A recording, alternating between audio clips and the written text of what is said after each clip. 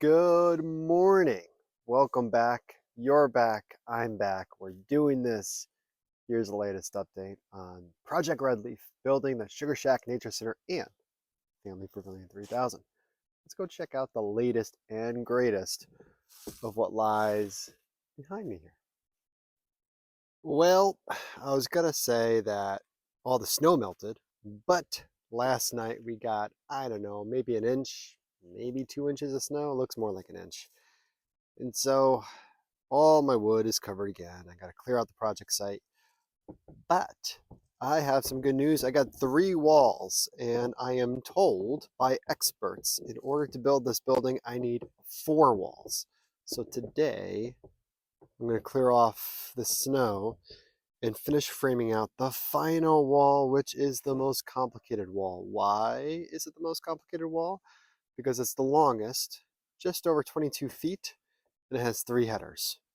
We got a door, an exterior door, 36 inches wide, going out over here. It's going to be known as the side door. And then we got a center window, which is going to look just like that. And this was a build game day decision where in my original plans, I did not have it, but I decided to frame out a window. And I might not actually install a window here, but now is the time to frame it out in case I want it, and I'm going to do it. And the thinking is I'm going to have a booth over here that you can sit, have coffee, read about nature, science, all that good stuff, make maple syrup. And when sitting at said nook or booth, I want to be able to look outside. Call me crazy, but that is the idea behind that. Or if I decide that I'm going to put a kitchenette area over here and not put a booth, then I could just cover it with a wall. So we're siding. So no harm, no foul. I have everything marked. I got my jack and king studs marked of where the header's going to go, center line, all my studs.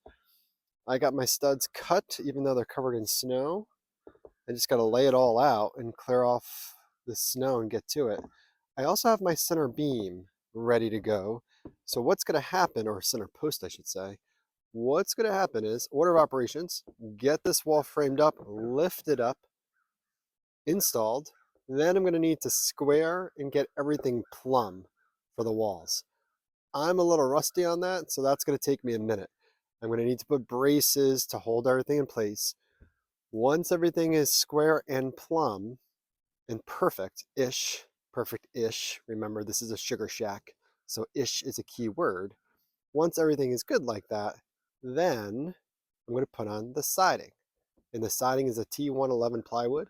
It's going to go around the whole building. But even before I do that, I'm going to put house wrap or sugar shack wrap, dare I say, around the whole building. It's $100, not required. But you know what? If I'm going to do it, now would be the time to do it. And it's not going to hurt anything. I know this is not going to be a building I'm going to live in, but I am going to insulate this in a future point. So I want to make sure that I help protect it with moisture and things like that. Once I get the siding up, the house wrap up, the siding up, then the center beam is going to go from the top there all the way to the other side. It's going to lay on that post in the middle. Once that center beam's up, I can actually get the loft going if I want to. But more importantly, I need to get the rafters up, the roof up.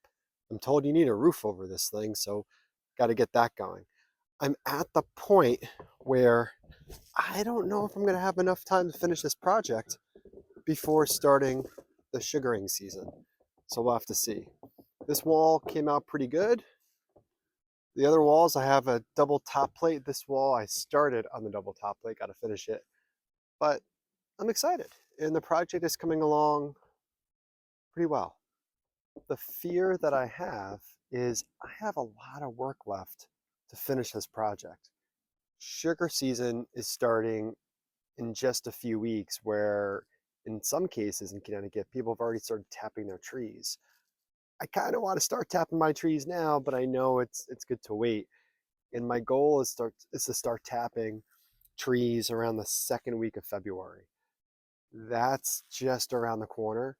And what that means for me to get started in the sugar season, I got to get the evaporator up and running, put into this building, whether or not I have a roof or not.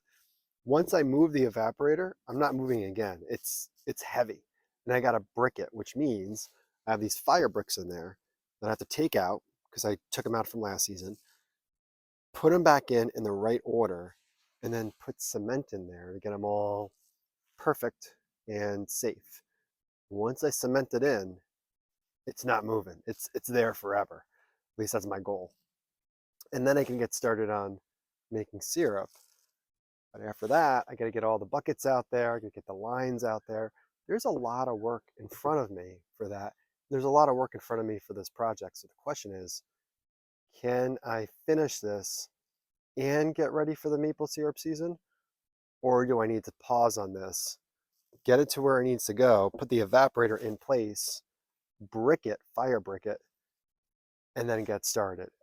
It's, who knows? So we'll see how much progress I can make. I'm really grateful for friends and family to help, and they've been helping, and I appreciate that. And I'm probably going to use more help over the next few weeks, especially for the rafters. I'm not going to be able to do the roof rafters by myself. There's no way. These are 2x8s, 16 feet long rafters that are going to be going up in here. And to make matters worse, it's going to be about 15, 16 feet up in the air from the base of this thing, which means they're going to be a little bit higher, because as you can see here, I'm about a foot off the ground over here. So maybe 17 feet. Not a big fan of heights. So yeah, we'll see how that goes. Anywho, very exciting progress. All the walls are going to be up by the end of this weekend. Can't wait for that. And we'll see how it goes. I'll catch you later.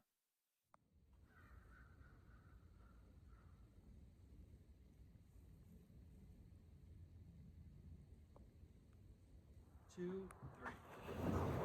It's a heck of a lot easier with another person. Can't imagine. Oh, hold on. There we go. Don't tell Jess. All right,